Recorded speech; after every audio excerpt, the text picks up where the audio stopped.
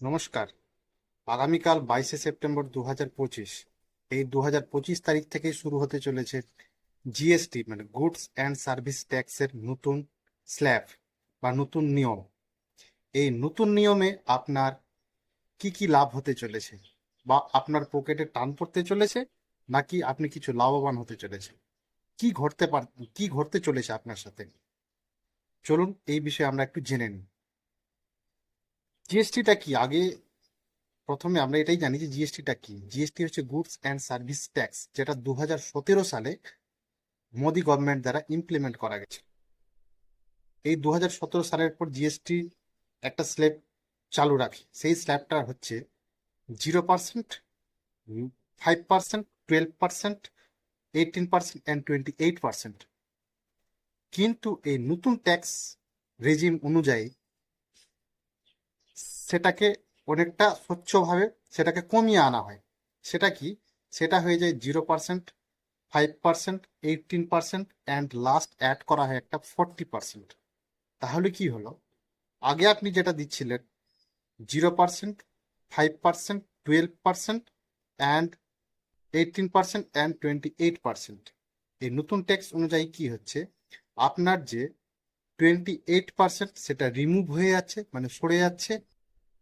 সে জায়গায় চলে আসছে 40%-এর স্ল্যাবটা। আর আপনার যেটা 12% এবং 18% জিএসটি স্ল্যাব ছিল, সেটা 12% এবং 18%-এর জিনিসগুলোকে ম্যাক্সিমামে নিয়ে চলে আসা হয়েছে 5% জিএসটি স্ল্যাবে। এবং 28% জিএসটি স্ল্যাবে যেটা ছিল, সেটা নিয়ে চলে আসা হচ্ছে আপনার 18%। আপাতত এটুকু আপাতত এতটুকু। নেক্সটে হচ্ছে কি, যে এর ফলে আমাদের কি কি জিনিস সস্তা হতে চলেছে, বা কি কি জিনিস আমাদের টাকা কম লাগবে, সেগুলো আমরা একটু জেনে নিই। সেগুলো হচ্ছে আপনার 0%। 0% ট্যাক্স স্ল্যাবে কি কি পড়ছে আপনার? আপনি যদি বাজারে যান, তো বাজারে আপনি সবজি কেনেন, জিনিসপত্র কেনেন, প্রায় ডেলি আইটেমস বাজারে কেনাকাটায় আপনি যেগুলো করছেন ডেলি বাজারে, শাকসবজি হোক বা যাই হোক, সেগুলোর ক্ষেত্রে কিন্তু কোনো ট্যাক্স লাগে না। দ্বিতীয় ক্ষেত্রে হচ্ছে, এর আগে আপনার যারা হয়তো কেউ এলআইসি করছেন, বা কেউ পোস্টাল লাইফ ইন্স্যুরেন্স করছেন, বা কেউ হেলথ ইন্স্যুরেন্স করেছেন, যারা ইন্স্যুরেন্সের ক্ষেত্রে যারা পলিসি হোল্ডার আছেন, তারা কিন্তু 18% জিএসটি পেড করতে। কিন্তু নতুন নিয়ম অনুযায়ী তাদের কোনো ট্যাক্স পে করতে হচ্ছে না। তারা জিএ তারা নতুন কোনো তারা কোনো ট্যাক্স পে করবেন না। এবার যদি আসি 5%-এর স্ল্যাবে কি কি আসছে, তাহলে 5%-এর স্ল্যাবে আপনি পেয়ে যাচ্ছেন প্যাকেজিং যে কোনো ফুড আইটেমস, ঘি হতে পারে, বাটার হতে পারে, পনির হতে পারে, আপনার ডেলি সরঞ্জামের, ডেলি সরঞ্জাম মানে আপনি শরীরচর্চার দিকে যেটা ব্যবহার করছেন, যেমন আপনার শ্যাম্পু হতে পারে, আপনার কোনো ক্রিম হতে পারে, আপনার কোনো তেল হতে পারে, ওয়েল হতে পারে, সেগুলো আপনার 5%-এর মধ্যেই পড়ছে। এবার কৃষিজাত দ্রব্য, মানে কৃষিকাজে ব্যবহৃত যেগুলো ধরুন মেশিন আছে বা কোনো ট্র্যাক্টর আছে, এই জিনিসগুলো কিন্তু 5% ট্যাক্সের স্ল্যাবের মধ্যেই পড়ছে।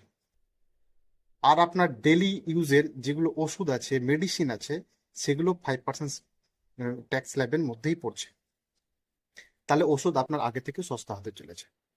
নেক্সট হচ্ছে, আপনি হোটেল রুম যেগুলোতে থাকতেন, যে বড় বড় হোটেল রুম 7,500 টাকার নিচে যেগুলো হোটেল রুম পার ডে হিসাবে পাওয়া যায়, তাতে 5% স্ল্যাবের মধ্যে আনা হয়েছে।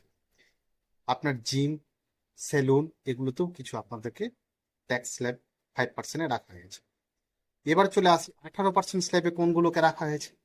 18% স্ল্যাবে হচ্ছে আপনার AC, fridge, refrigerator, AC, fridge, refrigerator, TV, washing machine, এগুলোকে রাখা হয়েছে। তার সাথে রাখা হচ্ছে কার, মানে যারা ছোট কার অ্যাফোর্ড করতে পারছেন, 1200 সিসির নিচে, তাদের ট্যাক্স স্ল্যাবটা হচ্ছে 18%। এবং বাইক, যারা 350 সিসির নিচে বাইক ব্যবহার করছেন, তাদের জন্য সুখবর, তারা বাইক অনেকটাই দাম কম হতে চলেছে। এছাড়া বাড়ির জিনিসপত্র তৈরির ক্ষেত্রে যেগুলো লাগে, সিমেন্ট, রোড, এগুলো সস্তা হতে চলেছে। টেলিকম দপ্তরেও অনেকটা স্বস্তি পাবেন।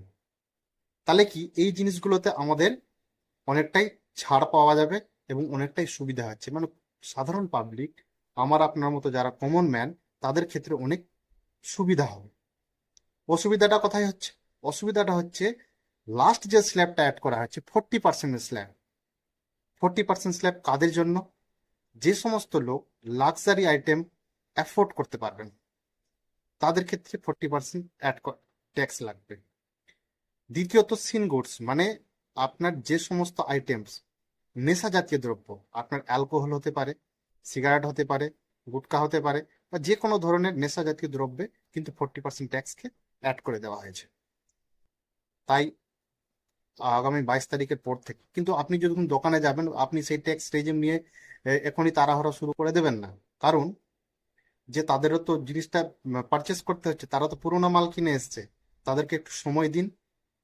আর আপনার জিএসটিটা আপনি নিজে সজাগ থাকুন, আপনি বুঝে নিন। ধন্যবাদ।